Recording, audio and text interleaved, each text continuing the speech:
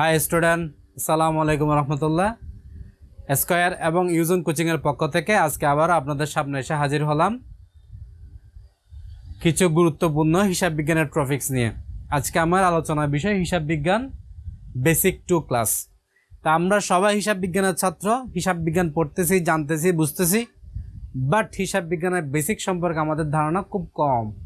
সেজন্য কোচিং কর্তৃপক্ষ চেষ্টা করতেছে যে হিসাব বিজ্ঞানের ছাত্রছাত্রীরা কিভাবে হিসাব বিজ্ঞানকে মুখস্থ বিদ্যায় পরিণত না করে সেটাকে কিভাবে আনন্দের বিষয় হিসাবে নিয়ে নিজের ফিউচারটা অ্যাকাউন্টিংয়ের সাথে গড়ে তুলতে পারে সেই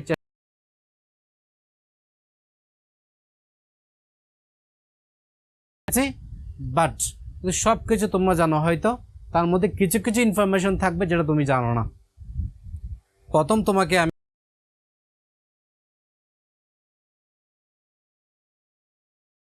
যদি একটা শর্ত আছে, সেটা হচ্ছে তুমি যদি একজন ভালো স্টুডেন্ট হিসেবে নিজেকে প্রমাণ করতে চাও,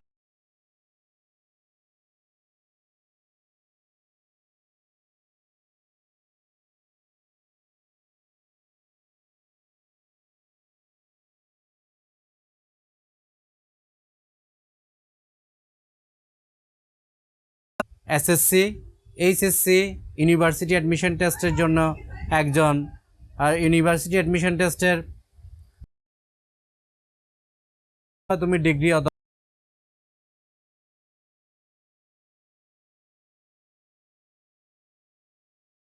তো আজকের ক্লাসের মূল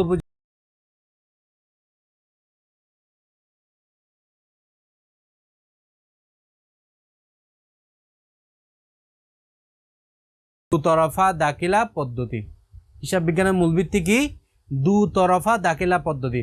আচ্ছা, কখনো কি চিন্তা করেছো যে হিসাব বিজ্ঞানের মূল ভিত্তি দুতরফা দাখিলা পদ্ধতি, এটা দুতরফা বলা হয় কেন? দুতরফা বলা হয় কেন?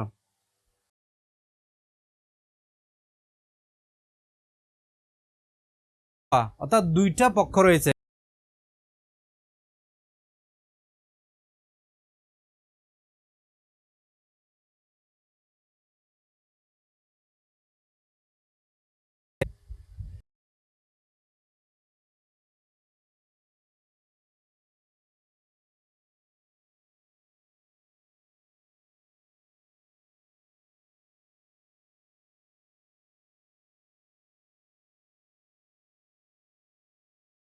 তুমি দোকানিকে কি দিলা? টাকার বিনিময়ে সে তোমাকে কি দিল? একটা চিপস দিল। তাহলে তুমি সুবিধা গ্রহণ করেছো আর ও তোমাকে সুবিধা কি করেছে? দিয়েছে। অর্থাৎ একজন সুবিধা গ্রহীতা আর একজন সুবিধা দাতা। সেই জন্য আমরা বলি যে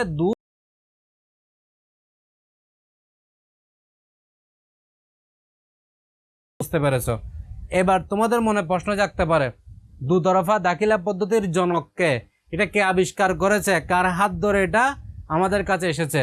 সেই মহান ব্যক্তির নাম হচ্ছে লুকা ডি প্যাসিওলি।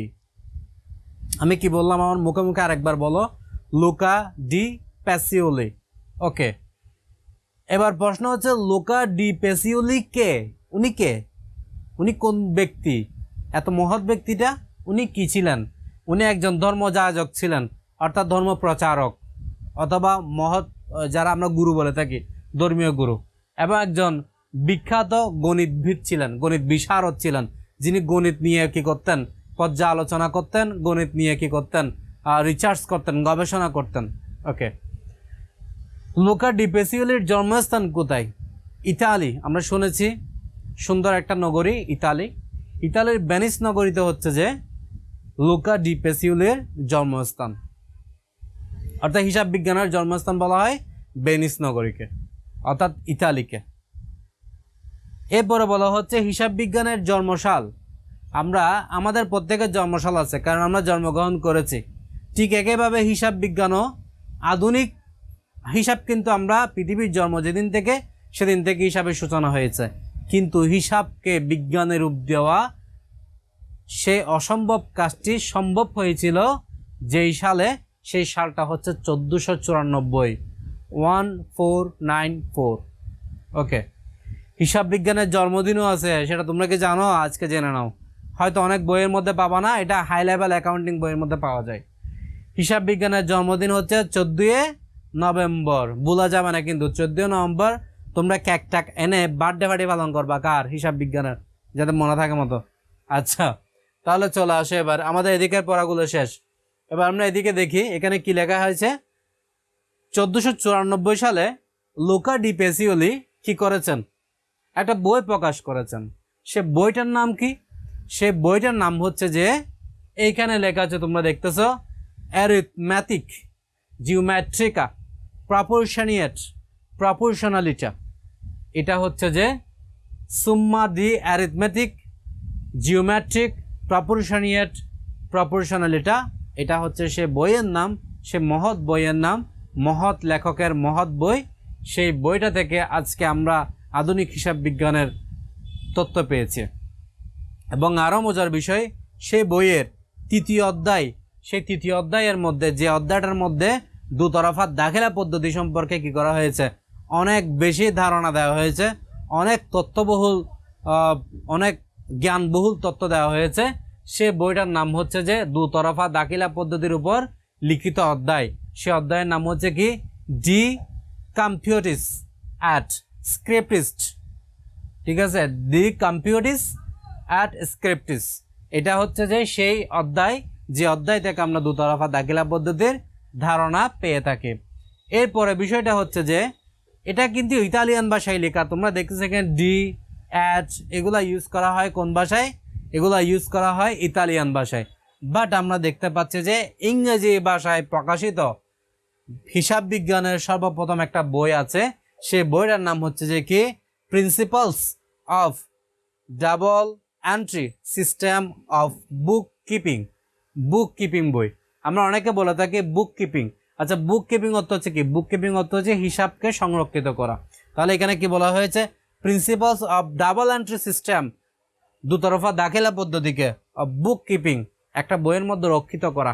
এই বইটা প্রকাশ হয়েছিল, এটা হচ্ছে ইংরেজি ভাষায় লিখিত সর্বপ্রথম বই, যে বইটির মাধ্যমে পুরা ইউরোপে কি হয়েছিল, সারা বিশ্বের মধ্যে হিসাব বিজ্ঞানের আলোড়ন ছড়িয়ে পড়েছিল। এই ছিল যে গোপন তত্ত্ব হিসাব বিজ্ঞান সম্পর্কে। তো তোমরা এতক্ষণ পর্যন্ত আমাদের সাথে থাকার জন্য অনেক বেশি ধন্যবাদ, এবং তোমাদেরকে আমন্ত্রণ জানাচ্ছি, অগ্রিম আমন্ত্রণ বেসিক 3 দেখার জন্য। আল্লাহ হাফেজ, আজকে এতটুকু। সালাম আলাইকুম।